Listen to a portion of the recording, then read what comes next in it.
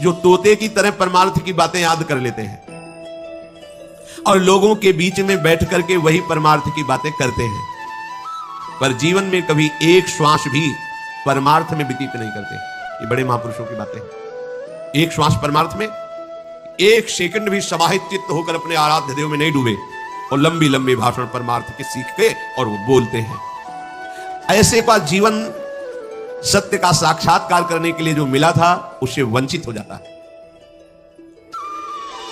ये जो प्रवचन करना है बहुत खतरनाक खेल है, बहुत जहरीला खेल है। ये उपदेशक बनना, प्रवचन करना, ये बहुत खतरनाक खेल है।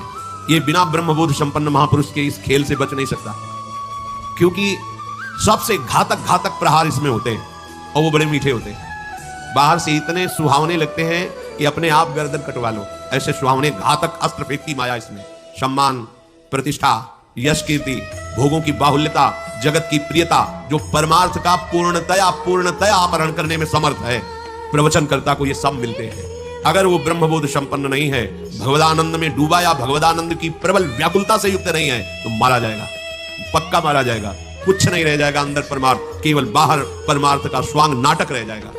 ये कोई छोटा मोटा खेल ना समझा जाए, उपदेशक बनना, प्रवचनकार बनना या आदि आदि। जब तक सम्य भगवत बुद्धि नहीं है, जब तक आत्मकाम नहीं हुआ है, परमानंद में डूबा नहीं है, तब तक बहुत खतरनाक है। ये सम्मान परमार्थ को ऐसे चाट जाता है जैसे अजगर किसी को लील जाए तो बाहर कोई चिन्ह भी नहीं बचेगा। ऐसे ही सम्मानम कल्याति घोर गलम, ये महाविषधर सर्प की तरह सम्मान लील जाता है। तो सत्य का साक्षात्कार करने वाले उपासक को जब तक सत्य का साक्षात्कार ना हो जाए तो सारा श्रम परिश्रम केवल भजन में लगाना चाहिए। उपदेशक नहीं बनना चाहिए, बना नहीं जाता है, यंत्रवत वो कराने लगते हैं। जब तक हम कुछ बनेंगे तो बिगड़ने के चांस हैं, और जब यंत्रवत होता है तो हरि के हाथ में होता है, हरि के हाथ से वो चलता है, फिर कोई परेशानी नहीं। ओ मूकम करोति वाचालम पंगुम लंघयते गिरिम यत् कृपातम हम वंदे परमानंद माधवम। वो बुलवावे जैसा करवावे, अब उनके ऊपर हाथ बात है, अपने को नहीं बनना।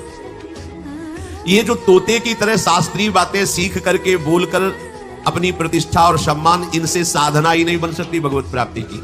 बहुत सावधान रहना, बहुत सावधान रहना। जो हम सत्संग में बातें, शास्त्रों में बातें सुनते हैं, उनको हमें अपने जीवन में उतारने की चेष्टा करनी है। जीवन में अगर जो हम बोल रहे हैं वो नहीं है हमारे जीवन में, तो इसी को पाखंड कहते हैं, दम्भ कहते हैं। दूसरों से कहें सत्य बोलो और दिन भर प्रपंच बोलते रहे, झूठ बोलते रहे। हाँ, त्याग मार्ग में चलो और दिन भर भोगों का चिंतन करते हैं, इसी को पाखंड कहते हैं, इसी को नाटक, दम्भ कहते हैं। यदि आप इसी जन्म में भगवत प्राप्ति करना चाहते हैं तो गुरु प्रदत्त साधन में महान आदर बुद्धि होनी चाहिए।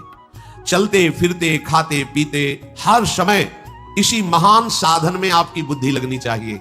मन ही मन बार बार जो मन विचारों के प्रवाह दे रहा है उसमें गुरु प्रदत्त साधन को लगाइए। बार बार मन को राधा राधा, बार बार पद चिंतन, बार बार सेवा भावना का चिंतन,